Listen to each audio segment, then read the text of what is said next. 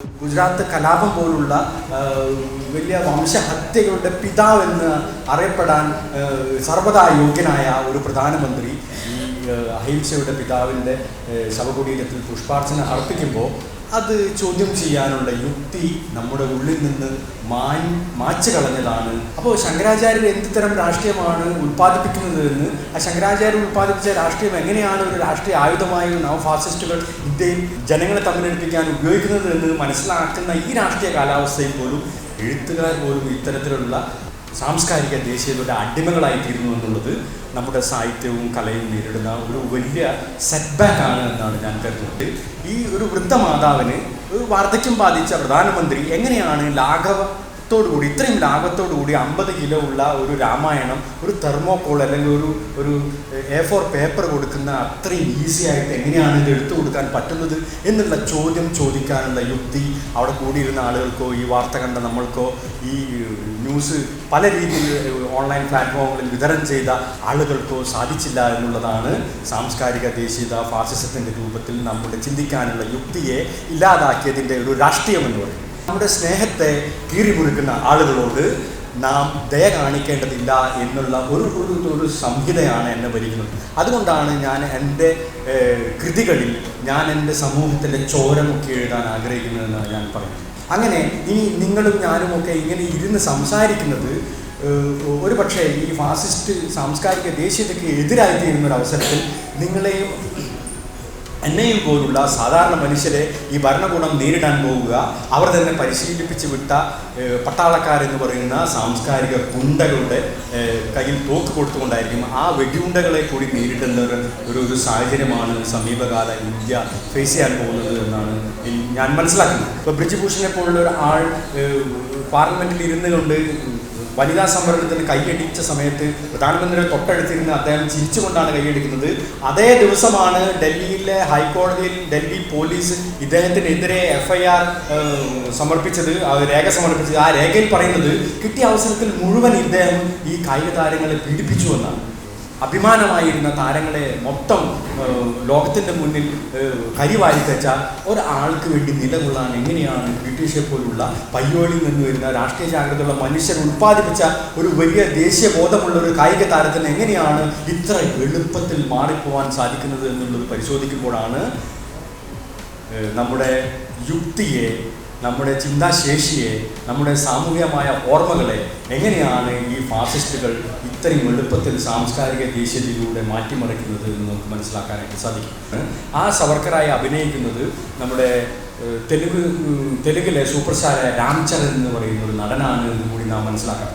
ഈ രാംചരൺ എന്ന് പറയുന്ന നടൻ്റെ കുടുംബ പാരമ്പര്യം പരിശോധിക്കുമ്പോൾ അതൊരു ഫാസിസ്റ്റ് അനുകൂലമായ ഒരു കുടുംബ സാഹചര്യത്തിൽ നിന്നല്ല അദ്ദേഹം വരുന്നത്. എങ്കിൽ പോലും അദ്ദേഹത്തെ ED കാണിച്ച് പേടിപ്പിച്ചുകൊണ്ടാണോ മറ്റ് പ്രലോഭനം കൊണ്ടാണോ എന്താണെന്നറിയില്ല അദ്ദേഹം പുതിയ സവർക്കറായി അഭിനയിക്കുക. അപ്പോൾ ഒരേ സമയം നോർത്ത് ഇന്ത്യയിൽ മറ്റൊരു സവർക്കർ റിലീസ് ചെയ്യുമ്പോൾ സൗത്ത് ഇന്ത്യയിൽ മറ്റൊരു സവർക്കർ റിലീസ് ചെയ്യും. ഇത്തരത്തിലുള്ള പ്ലാനുകളുണ്ടാവും. അപ്പോൾ ഇത് മാത്രമല്ല, RSSൻ്റെ 100 വർഷത്തെ വ്യാജ ചരിത്രം പറയുന്ന സിനിമ കൂടി വരുന്നുണ്ട്. അതിൻ്റെ ബഡ്ജറ്റ് എന്ന് പറയുന്നത് നമ്മുടെ ചന്ദ്രയാൻ്റെ ഇരട്ടിയാണ് എന്ന് കൂടി മനസ്സിലാക്കുമ്പോൾ എങ്ങനെയാണ് ഒരു ബോധമലിനീകരണം വലിയ സ്ക്രീനിൽ നടത്താൻ പോകുന്നത് എന്നുള്ളതിൻ്റെ ഒരു തെളിവ് കൂടി നമ്മുടെ മുന്നിലേക്ക് വരാനിരിക്കുക. ആ 1 മില്യൺ ആളുകളാണ് ഈ ശവഘോഷയാത്ര കണ്ടത് എന്നാണ് അന്ന് BBC റിപ്പോർട്ട് ചെയ്തത്. അതിലധികമാവാനാണ് സാധ്യത. അപ്പോൾ ഇത്രയും ആളുകളുടെ ഉള്ളിലേക്ക് ഒരു ബോധം വരികയാണ്. ആരാണ് ഇന്ത്യയെ ഇല്ലാതാക്കാൻ ശ്രമിച്ചത്? ആ 3 വെടിയുണ്ടകൾ ആരും തീർത്തതാണ്? അത് ആ ഫാസിസ്റ്റുകളുടെ ഒരു ചരിത്രത്തെ, അവരുടെ ഒരു ദയാരാഹിത്യത്തെ, ഒരു ജനാധിപത്യത്തിനെതിരെയുള്ള നീക്കത്തെ ഒക്കെ അടയാളപ്പെടുത്താനായിട്ട് ആ ഒരു രാഷ്ട്രീയ ജാഗ്രതയുള്ള അന്നത്തെ രാഷ്ട്രീയ നേതൃത്വം എടുത്തൊരു തീരുമാനം ഒരു വലിയ സാമൂഹിക ഓർമ്മയായി ഇന്നും നമ്മുടെ ഉള്ളിൽ അവശേഷിക്കുന്നത് അന്ന് അങ്ങനെ ഒരു ശവഘോഷയാത്രയുടെ തീരുമാനമെടുത്തത്.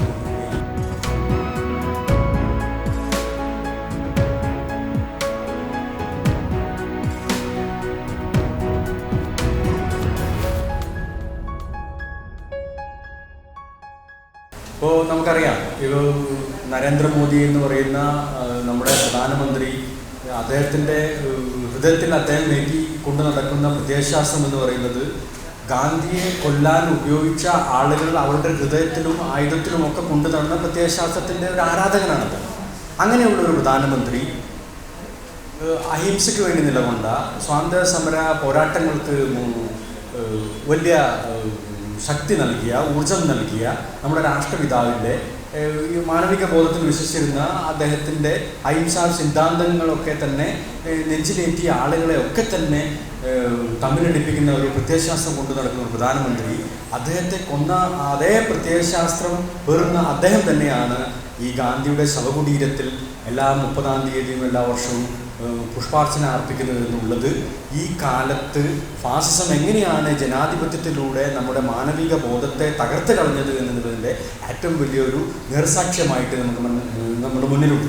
ഇങ്ങനെ ഒരു പ്രത്യയശാസ്ത്രം ഉൾക്കൊള്ളുന്ന ഗുജറാത്ത് കലാപം പോലുള്ള വലിയ വംശഹത്യകളുടെ പിതാവെന്ന് അറിയപ്പെടാൻ സർവ്വതാ യോഗ്യനായ ഒരു പ്രധാനമന്ത്രി ഈ അഹിംസയുടെ പിതാവിൻ്റെ ശവകുടീരത്തിൽ പുഷ്പാർച്ചന അർപ്പിക്കുമ്പോൾ അത് ചോദ്യം ചെയ്യാനുള്ള യുക്തി നമ്മുടെ ഉള്ളിൽ നിന്ന് മായ്ച്ചു കളഞ്ഞതാണ് ഇന്ത്യൻ ഫാസിസം, ഹൈന്ദവ ഫാസിസം, ഹിന്ദുത്വ രാഷ്ട്രീയം ഒക്കെ ഈ ജനാധിപത്യ വിശ്വാസികൾക്ക് ഉള്ളിൽ അടിച്ചേൽപ്പിച്ച ഒരു വലിയ ഒരു ദുരന്തമെന്ന് പറയും. ഈ ദുരന്തത്തെ നേരിടുക സാംസ്കാരികമായ ഇടപെടലിലൂടെ, കവിതയിലൂടെ, എഴുത്തിലൂടെ, ചിത്രകലയിലൂടെ ഒക്കെ തന്നെയാണ്. ഇപ്പോൾ തകർക്കലിൻ്റെ ഒരു വലിയ രാഷ്ട്രീയമാണ് ഫാസിസ്റ്റുകൾ ഇന്ത്യയിൽ ഇത്രയും കാലം നടപ്പിലാക്കിയതെങ്കിൽ ഒരു നവ ഇന്ത്യയിൽ ഒരു നിർമ്മാണത്തിൻ്റെ പുതിയ രാഷ്ട്രീയമാണ് അത് മുന്നോട്ട് പോയത്. അപ്പോൾ അതുകൊണ്ടാണ് പുതിയ പാർലമെൻറ്റ് നിർമ്മിച്ച സമയത്ത്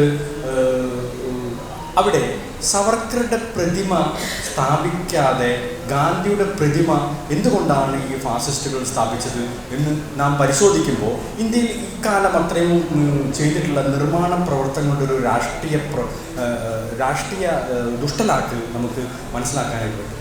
ഇപ്പോൾ കഴിഞ്ഞ ഏതാനും മാസങ്ങൾക്ക് മുമ്പ് ശങ്കരാചാര്യൻ്റെ പ്രതിമ മധ്യപ്രദേശിൽ സ്ഥാപിച്ചപ്പോൾ ഒരു പ്രശസ്ത ദളിത് ജീവിതങ്ങളെയൊക്കെ ഒരുപാട് എഴുതിയ ആ വിഭാഗത്തിൽപ്പെട്ട ഒരാൾ തന്നെ ആ പ്രതിമ സനാതന ബോധത്തെക്കുറിച്ചൊക്കെ നമ്മൾ വലിയ ചർച്ചകൾ നടത്തുന്ന ഈ ഇന്ത്യയിൽ തന്നെ ഇങ്ങനെ ഒരു പ്രതിമ സ്ഥാപിച്ചപ്പോൾ ഈ പുരോഗമന ആശയം വെച്ച് പുലർത്തുന്ന ഈ കവി, ഈ എഴുത്തുകാരൻ, ഈ ഡൗൺ ടോഡൻ സെക്ഷനെ കുറിച്ചൊക്കെ നിരന്തരം എഴുതുന്ന ഈ ഒരു പുരോഗമന ആശയമുള്ള ഒരു എഴുത്തുകാരൻ പോലും അതിനെ പ്രകീർത്തിച്ചുകൊണ്ട് FB-യിൽ ഒരു പോസ്റ്റ് ഇടുകയുണ്ടായി എന്നുള്ളതാണ്. അപ്പോൾ ശങ്കരാചാര്യർ എന്ത് തരം രാഷ്ട്രീയമാണ് ഉൽപ്പാദിപ്പിക്കുന്നത് എന്ന്, ആ ശങ്കരാചാര്യർ ഉൽപ്പാദിപ്പിച്ച രാഷ്ട്രീയം എങ്ങനെയാണ് ഒരു രാഷ്ട്രീയ ആയുധമായി നവഫാസിസ്റ്റുകൾ ഇന്ത്യയിൽ ഒരു ജനങ്ങളെ തമ്മിലടിപ്പിക്കാൻ ഉപയോഗിക്കുന്നത് എന്ന് മനസ്സിലാക്കുന്ന ഈ രാഷ്ട്രീയ കാലാവസ്ഥയിൽ പോലും എഴുത്തുകാർ പോലും ഇത്തരത്തിലുള്ള ഒരു സാംസ്കാരിക ദേശീയതയുടെ അടിമകളായിത്തീരുന്നു എന്നുള്ളത് നമ്മുടെ സാഹിത്യവും കലയും നേരിടുന്ന ഒരു വലിയ സെറ്റ്ബാക്കാണ് എന്നാണ് ഞാൻ കരുതുന്നത്.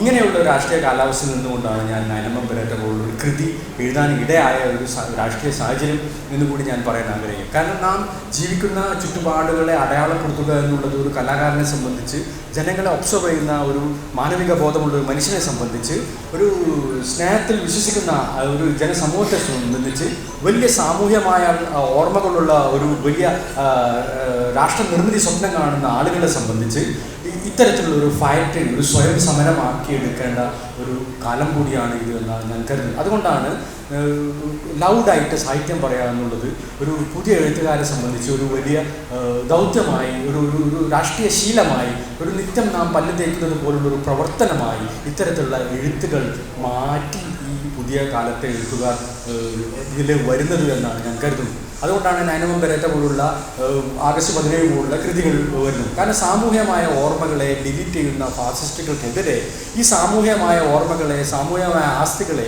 തിരിച്ചു പിടിച്ചുകൊണ്ട് അതിലൂടെ തന്നെ യുദ്ധം പ്രഖ്യാപിക്കുക എന്നുള്ളത് ഒരു സാഹിത്യത്തെ സംബന്ധിച്ച്, നമ്മുടെ കലകളെ സംബന്ധിച്ച്, ഈ കലയിൽ അഭിരമിക്കുന്ന ആളുകളെ സംബന്ധിച്ച് ഒരു വലിയ സ്വാതന്ത്ര്യ സമരത്തിൻ്റെ ഒരു പോർമുഖം തുറന്നു കൊടുക്കൽ കൂടിയാണ് എന്നാണ് ഞാൻ വിചാരിക്കുന്നത്. ഇപ്പോൾ ഇന്ത്യയിൽ നമുക്ക് അറിയാം, ഇപ്പോൾ ഞാൻ നേരത്തെ പുഷ്പാർച്ചന അർപ്പിക്കുമ്പോൾ ഉണ്ടാകുന്ന സംഗതികളെക്കുറിച്ച് പറഞ്ഞപ്പോൾ അതിന് നേരത്തെ ഞാൻ പറഞ്ഞത് ബോധമലിനീകരണം എങ്ങനെയാണ് ഒരു സാംസ്കാരികമായ ഇടങ്ങളെ ഛിന്നഭിന്നമാക്കുകയും ആളുകൾ ഐക്യപ്പെടാനുള്ള എല്ലാ ഇടങ്ങളെയും അത് ഡിലീറ്റ് ചെയ്യുകയും ചെയ്യുന്നതിനെ കുറിച്ച് ഞാൻ പറഞ്ഞു. ഇപ്പോൾ ഒരു ഗൺ കൾച്ചർ ഇന്ത്യയിൽ വരാനായിട്ട്, ഇപ്പോൾ രണ്ടാമത് ഈ മോദി എന്ന് പറയുന്ന ഈ പ്രധാനമന്ത്രി അധികാരത്തിൽ വരുന്നതിന് മുമ്പ് നടന്ന തെരഞ്ഞെടുപ്പ് പ്രചാരണം അദ്ദേഹം ഉദ്ഘാടനം ചെയ്തത് തൻ്റെ വൃദ്ധ മാതാവിന് 50 കിലോയുള്ള ഒരു രാമായണം ഹാൻഡ് ഓവർ ചെയ്തുകൊണ്ടാണ്. അപ്പോൾ ഇത് ചെയ്യുന്ന സമയത്ത് മുമ്പിൽ ബുദ്ധിജീവികളുണ്ടായിരുന്നു, രാഷ്ട്രീയ പ്രവർത്തകരുണ്ടായിരുന്നു, പത്രപ്രവർത്തകരുണ്ടായിരുന്നു, ചിന്താശേഷിയുള്ള ആളുകളുണ്ടായിരുന്നു, അരിയാഹാരം കഴിക്കുന്ന ആളുകളുണ്ടായിരുന്നു. പക്ഷേ ആരും തന്നെ ഒരു ചോദ്യം ആ സമയത്തോ അതിന് ശേഷമോ പിന്നീടോ ഒന്നും ചോദിച്ചില്ല എന്നുള്ളതാണ്.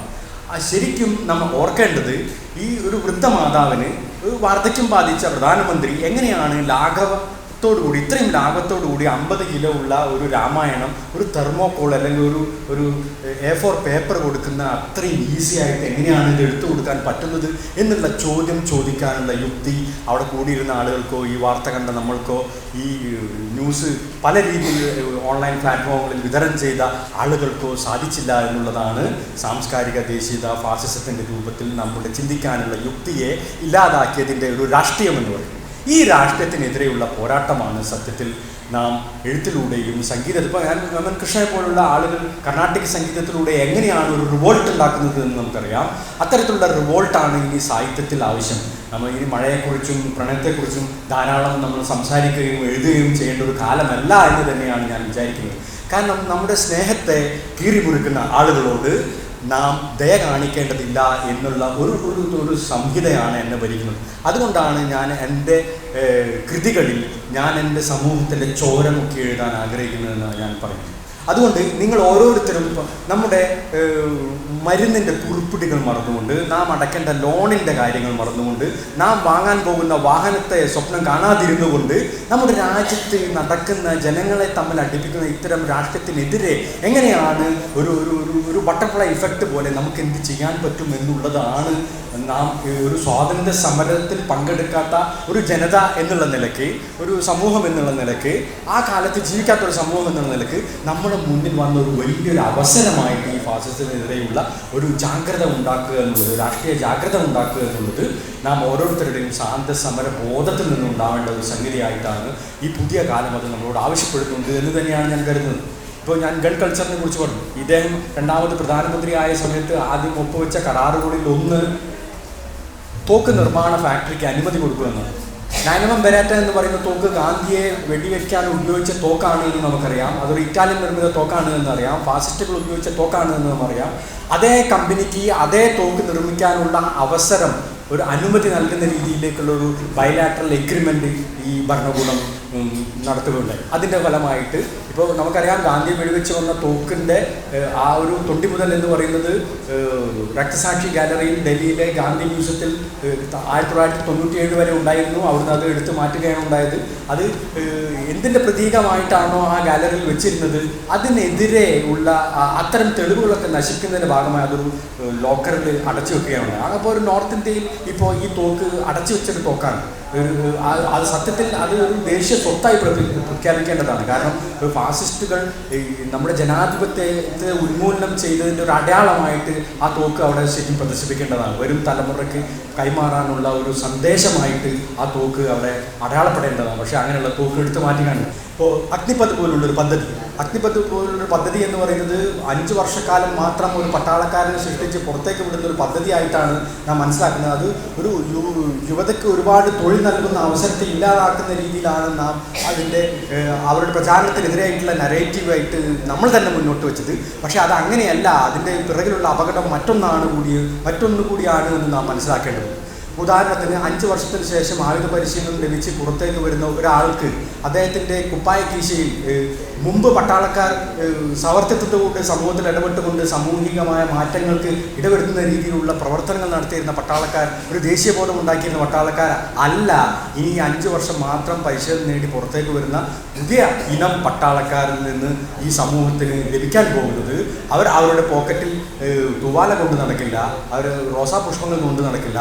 5 വർഷം അഗ്രസീവായ ആയുധ പരിശീലനം നേടിയിട്ടുള്ള ആളുകളുടെ പരിശീലനത്തിൻ്റെ, അവരുടെ മസ്തിഷ്ക പ്രക്ഷാളനം നടന്നതിൻ്റെ ഫലമായിട്ട് അവർക്ക് തോക്ക് വേണ്ടി വരും. അവർക്കുള്ള തോക്കാണ് നാനമം ബെരാറ്റയുടെ രൂപത്തിൽ ഈ ഫാക്ടറിയിൽ നിന്ന് പുറത്തേക്ക് വരിക എന്നുള്ള ഒരു യാഥാർത്ഥ്യം നാം മനസ്സിലാക്കണം. അങ്ങനെ ഇനി നിങ്ങളും ഞാനും ഒക്കെ ഇങ്ങനെ ഇരുന്ന് സംസാരിക്കുന്നത് ഒരു പക്ഷേ ഈ ഫാസിസ്റ്റ് സാംസ്കാരിക ദേശീയതയ്ക്ക് എതിരായിത്തീരുന്നൊരവസരത്തിൽ നിങ്ങളെയും എന്നെയും പോലുള്ള സാധാരണ മനുഷ്യരെ ഈ ഭരണകൂടം നേരിടാൻ പോവുക, അവർ തന്നെ പരിശീലിപ്പിച്ച് വിട്ട പട്ടാളക്കാരെന്ന് പറയുന്ന സാംസ്കാരിക ഗുണ്ടകളുടെ കയ്യിൽ തോക്ക് കൊടുത്തുകൊണ്ടായിരിക്കും ആ വെടിയുണ്ടകളെ കൂടി നേരിടുന്ന ഒരു സാഹചര്യമാണ് സമീപകാല ഇന്ത്യ ഫേസ് ചെയ്യാൻ പോകുന്നത് എന്നാണ് ഞാൻ മനസ്സിലാക്കുന്നത്. ഇത് മാത്രമല്ല, ഇപ്പോൾ രാഷ്ട്രീയ ജാഗ്രത നമ്മുടെ ഉള്ളിൽ നിന്ന് ചോർന്നു പോയതിൻ്റെ ഫലമായിട്ടാണ് ഈ സാംസ്കാരികമായ ദേശീയത ഇതുപോലുള്ള സാംസ്കാരികമായ പരിപാടികളിലൂടെ ഈ ഫാസിസ്റ്റുകൾ വരുന്നു. ഇപ്പോൾ അതിൻ്റെ ഫലമായി പല തരത്തിലുള്ള അവാർഡുകൾ എൻഡോസ് ചെയ്യപ്പെടുന്നു.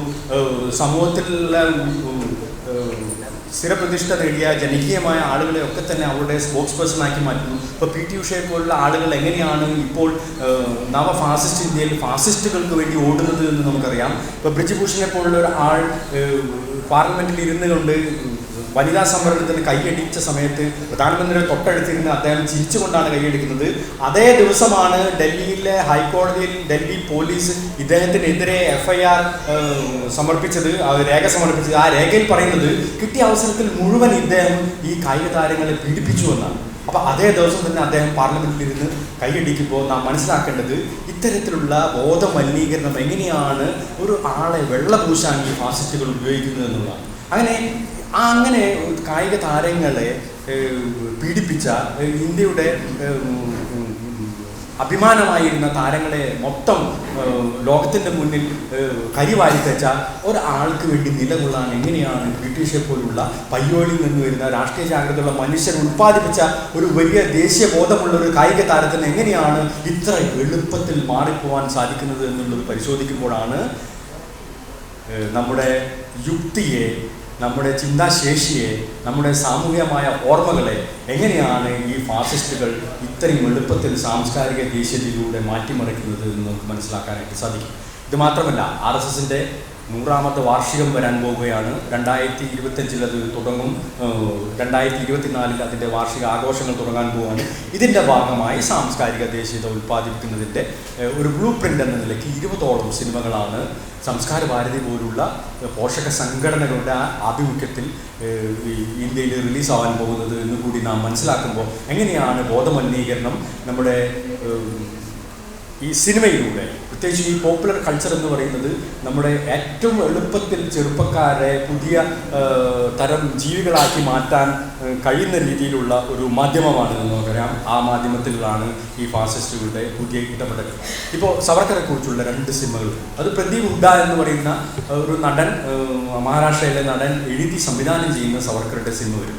ഈ ജനുവരിയിൽ അത് റിലീസ് ചെയ്യാൻ പോവാണ്. പക്ഷേ അന്നപ്പോഴാണ് ഭരണകൂടത്തിന് ഒരു തോന്നലുണ്ടാവുന്നത്, സൗത്ത് ഇന്ത്യയിൽ നിന്നുള്ള ഒരു താരം വന്നാൽ മാത്രമേ സൗത്ത് ഇന്ത്യയിൽ ഈ സവർക്കർ സിനിമ വിജയിക്കാൻ സാധ്യതയുള്ളൂ. അതുകൊണ്ട് ഈ പ്രദീപ് ഹുഡയുടെ സിനിമയ്ക്ക് പകരം മറ്റൊരു സിനിമ കൂടി സവർക്കറുടെ പേരിൽ വരികയാണ്. ആ സവർക്കറായി അഭിനയിക്കുന്നത് നമ്മുടെ തെലുങ്കിലെ സൂപ്പർ സ്റ്റാർ രാംചരൺ എന്ന് പറയുന്ന ഒരു നടനാണ് എന്ന് കൂടി നാം മനസ്സിലാക്കണം. ഈ രാംചരൺ എന്ന് പറയുന്ന നടൻ്റെ കുടുംബ പാരമ്പര്യം പരിശോധിക്കുമ്പോൾ അതൊരു ഫാസിസ്റ്റ് അനുകൂലമായ ഒരു കുടുംബ സാഹചര്യത്തിൽ നിന്നല്ല അദ്ദേഹം വരുന്നത്. എങ്കിൽ പോലും അദ്ദേഹത്തെ ED കാണിച്ച് പേടിപ്പിച്ചുകൊണ്ടാണോ മറ്റ് പ്രലോഭനം കൊണ്ടാണോ എന്താണെന്നറിയില്ല, അദ്ദേഹം പുതിയ സവർക്കറായി അഭിനയിക്കും. അപ്പോൾ ഒരേ സമയം നോർത്ത് ഇന്ത്യയിൽ മറ്റൊരു സവർക്കർ റിലീസ് ചെയ്യുമ്പോൾ സൗത്ത് ഇന്ത്യയിൽ മറ്റൊരു സവർക്കർ റിലീസ് ചെയ്യും. ഇത്തരത്തിലുള്ള പ്ലാനിങ്ങുകളുണ്ടാവും. ഇപ്പോൾ PM മോദി എന്ന് പറയുന്ന സിനിമ ഒറ്റപ്പെട്ടൊരു സംഭവമാണെന്നാണ് നാം കരുതിയത്. അതുകൂടാതെ ഇപ്പോൾ ഗഡ്കരിയെക്കുറിച്ചുള്ള സിനിമ വരുന്നു. ഇപ്പോൾ കേരള സ്റ്റോറി പോലുള്ള സിനിമകൾ വന്ന സമയത്ത് അത് പരാജയപ്പെട്ടതിൻ്റെ കാരണം അന്വേഷിച്ചത് കൊണ്ടാണ് സൗത്ത് ഇന്ത്യയിൽ നിന്ന് മറ്റൊരു സവർക്കറുടെ സിനിമ ഇവർ നിർമ്മിക്കാൻ തയ്യാറാവുന്നത് എന്നും കൂടി നാം മനസ്സിലാക്കണം. അങ്ങനെ നമ്മുടെ സാംസ്കാരികമായ വൈവിധ്യങ്ങളിലേക്ക് ഇറങ്ങിച്ചെന്ന് നമ്മളിൽ ഒരാളായി നിന്നുകൊണ്ട് ആണ് ഫാസിസം ഇന്ന് നമ്മുടെ സാംസ്കാരികമായ ഇടങ്ങളിൽ പ്രവർത്തിക്കുന്നത് എന്നുള്ള ദുരന്തം കൂടി നാം ഏറ്റുവാങ്ങുന്നു. അപ്പോൾ ഇത് മാത്രമല്ല, RSSൻ്റെ 100 വർഷത്തെ വ്യാജ ചരിത്രം പറയുന്ന സിനിമ കൂടി വരുന്നുണ്ട്. അതിൻ്റെ ബഡ്ജറ്റ് എന്ന് പറയുന്നത് നമ്മുടെ ചന്ദ്രയാൻ്റെ ഇരട്ടിയാണ് എന്ന് കൂടി മനസ്സിലാക്കുമ്പോൾ എങ്ങനെയാണ് ഒരു ബോധമലിനീകരണം വലിയ സ്ക്രീനിൽ നടത്താൻ പോകുന്നത് എന്നുള്ളതിൻ്റെ ഒരു തെളിവ് കൂടി നമ്മുടെ മുന്നിലേക്ക് വരാനിരിക്കുകയാണ്. അപ്പോൾ ഈ 100 വർഷത്തെ വ്യാജ ചരിത്രം പറയുന്ന RSSൻ്റെ സിനിമ ഭാഗാധ്വജ് എന്ന് പറയുന്ന ഈ സിനിമ എഴുതുന്നത് ആരാണ് എന്ന് പരിശോധിക്കുമ്പോൾ നമുക്ക് എങ്ങനെയാണ് ഈ ഫാസിസ്റ്റുകൾ ഈ സാംസ്കാരികമായ നമ്മുടെ ബോധങ്ങളെ മലിനപ്പെടുത്തുന്നത് എന്നുള്ളതിൻ്റെ ഒരു ഉദാഹരണം കൂടി നേരത്തെ PT ഉഷയെ അവരുടെ ആളാക്കി മാറ്റിയതുപോലെ, ജയസൂര്യയെ അവരുടെ ആളാക്കി മാറ്റിയതുപോലെ, ഇങ്ങനെ പലതര മേഖലകളിൽ പ്രചരിപ്പിക്കുന്ന ആളുകൾക്കിടയിൽ സ്വാധീനമുള്ള ആളുകളുടെ അവരുടെ സ്പോക്സ്മാനായി മാറ്റുന്നത് പോലെ ഇപ്പോൾ ബാഹുബലി എന്ന് പറയുന്ന സിനിമ എഴുതിയ, ആ സിനിമ സംവിധാനം ചെയ്ത രാജമൗലിയുടെ അച്ഛൻ ചന്ദ്രശേഖരാണ് ഈ RSSന്റെ 100 വർഷത്തെ ചരിത്രം പറയുന്ന വ്യാജ ചരിത്രം പറയുന്ന സിനിമ എഴുതുന്നത് എന്ന് നാം മനസ്സിലാക്കുമ്പോൾ പോപ്പുലർ കൾച്ചറിൽ ഇത്രയും അധികം വേരോട്ടമുള്ള ജനങ്ങളുടെ പൾസ് അറിയുന്ന ഒരാളെ കൊണ്ട് തന്നെ അത്തരത്തിലുള്ള ഒരു സിനിമ എഴുതിപ്പിക്കുന്നു എന്നുള്ളതാണ് ഈ ഫാസിസത്തിൻ്റെ ഒരു ദുഷ്ടലാക്ക് എന്ന് പറയുന്നത്. അപ്പോൾ വളരെ നിർദോഷമായിട്ടാണ് ഇത് നമ്മുടെ തീന്മേശകളിലേക്ക് വരുന്നത്, നമ്മുടെ അടുക്കളയിലേക്ക് വരുന്നത്, നമ്മുടെ പൊതു ഇടങ്ങളിലേക്ക് വരുന്നത് എന്ന് കൂടി നാം മനസ്സിലാക്കണം. അപ്പോൾ ഇതിന് പാരിതോഷികമായിട്ട് ഇദ്ദേഹത്തിന് ഈ ഫാസിസ്റ്റ് ഭരണകൂടം നൽകിയത്, അത് ടോക്കണായിട്ട് അത് എഴുതാൻ നൽകിയത് രാജ്യസഭാ അംഗത്വമാണ് എന്ന് കൂടി നാം മനസ്സിലാക്കേണ്ടതുണ്ട്. അങ്ങനെ ഇത്തരത്തിൽ എല്ലാ തരത്തിലും ഭരണകൂടത്തിൻ്റെ ഇരകളായി മാറുന്ന രീതിയിൽ ഈ പൊതുസമൂഹത്തിൽ ഇടപെടുന്ന ആളുകൾ മാറുന്നു എന്നുള്ളതാണ് നമ്മുടെ ജനാധിപത്യ വിശ്വാസികളെ സംബന്ധിച്ച് വളരെ ഒരു പത്തറ്റിക്കായിട്ടുള്ള ഒരു കാര്യമെന്ന് പറയുന്നത്. അപ്പോൾ ഇത്തരത്തിലുള്ള സംഭവ വികാസങ്ങൾ നടന്നുകൊണ്ടിരിക്കുന്ന ഈ രാഷ്ട്രീയ കാലാവസ്ഥയിൽ ഇത്തരത്തിലുള്ള കൂട്ടായ്മകൾ മുമ്പത്തേക്കാൾ പ്രാധാന്യമുള്ളതും രാഷ്ട്രീയമായി ഏറെ മൂല്യമുള്ളതുമാണെന്നാണ് ഞാൻ വിചാരിക്കുന്നത്. അപ്പോൾ ഇനി വെറുതെ ഇരുന്നു കൊണ്ട് എന്തെങ്കിലും എഴുതുക എന്നുള്ളതിൻ്റെ അപ്പുറത്ത് നമ്മുടെ ചുറ്റുപാടുമുള്ള ജീവിതാവസ്ഥകളെ, രാഷ്ട്രീയത്തെ ഒക്കെ അഡ്രസ്സ് ചെയ്യപ്പെടാതെ ഇനി ഒരു സാഹിത്യകാരനും ഒരു കലാകാരനും ഈ ഒരു യുഗം കടന്നു പോകാൻ കഴിയില്ല എന്ന് തന്നെയാണ് ഞാൻ കരുതുന്നത്. അത്തരത്തിലുള്ള രാഷ്ട്രീയ ജാഗ്രതയെ തിരിച്ചു കൊണ്ടുവരിക എന്നുള്ളത് ഇത്തരത്തിലുള്ള കൂട്ടായ്മകളുടെ ഒരു വലിയ ബാധ്യതയായിട്ട്, ഒരു ഉത്തരവാദിത്തമായിട്ടാണ് ഞാൻ കാണുന്നത്. അതുകൊണ്ടാണ് ഇത്തരത്തിലുള്ള സദസ്സുകളിൽ വരാനും സംസാരിക്കാനും ഒക്കെ ഞാൻ ഇഷ്ടപ്പെടുന്നത്. ഇപ്പോൾ രാഷ്ട്രീയ ജാഗ്രതയെക്കുറിച്ച് ഞാൻ പറഞ്ഞു. ഇപ്പോൾ ഒരു കാര്യം കൂടി പറഞ്ഞ് ഞാൻ അവസാനിപ്പിക്കാം. ഇപ്പോൾ ഗാന്ധിയുടെ മരണവുമായി ബന്ധപ്പെട്ട് എങ്ങനെയാണ് ആ ശവഘോഷയാത്ര ഒരു വലിയ രാഷ്ട്രീയ ജാഗ്രതയുള്ള സമൂഹത്തെ സൃഷ്ടിക്കാൻ എന്ന രീതിയിൽ അത് മാറ്റിയെടുത്തത് അന്നത്തെ രാഷ്ട്രീയ നേതൃത്വം എന്ന് പരിശോധിക്കുമ്പോൾ നമുക്ക് ഇന്ന് നാം നേരിടുന്ന ഈ ഫാസിസത്തെ നേരിടാനുള്ള ഒരു ശക്തി കിട്ടുമെന്നാണ് ഞാൻ കരുതുന്നത്.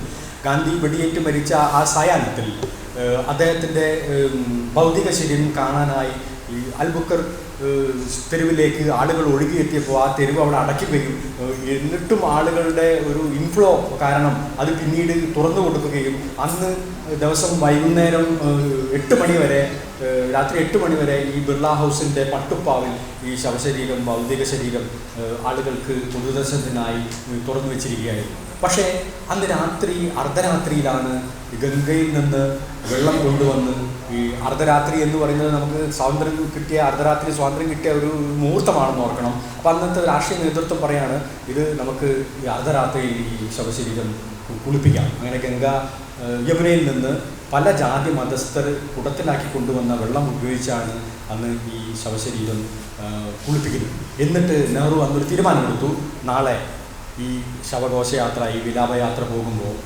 ഗാന്ധിയുടെ ശവശരീരം മുഴുവനായി മറക്കേണ്ടതില്ല എന്നുള്ളൊരു രാഷ്ട്രീയ തീരുമാനമെടുത്തു. എന്താണ് കാര്യം? കാരണം ആരാണ് ഗാന്ധിയെ കൊന്നത് എന്ന് ലോകം അറിയട്ടെ, ആ ഗാന്ധിക്കേറ്റ മുറിവുകൾ ലോകം കാണട്ടെ, ഈ ജനത അറിയട്ടെ എന്നുള്ള ഒരു രാഷ്ട്രീയ തീരുമാനം ഉണ്ടാവുകയും ആ തീരുമാനം നടപ്പിലാക്കുകയും 5.5 മണിക്കൂറുള്ള ഈ ശവഘോഷയാത്രയിൽ അരയ്ക്ക് താഴെ മാത്രം മറച്ചുകൊണ്ടാണ് ആ ഭൗതികദേഹത്തെ കൊണ്ടുപോയത്. രാജ്ഘട്ട് വരെ, യമുന തീരം വരെ അത് കൊണ്ടുപോയി. 1 മില്യൺ ആളുകളാണ് ഈ ശവഘോഷയാത്ര കണ്ടത് എന്നാണ് അന്ന് BBC റിപ്പോർട്ട് ചെയ്തത്. അതിലധികമാവാനാണ് സാധ്യത.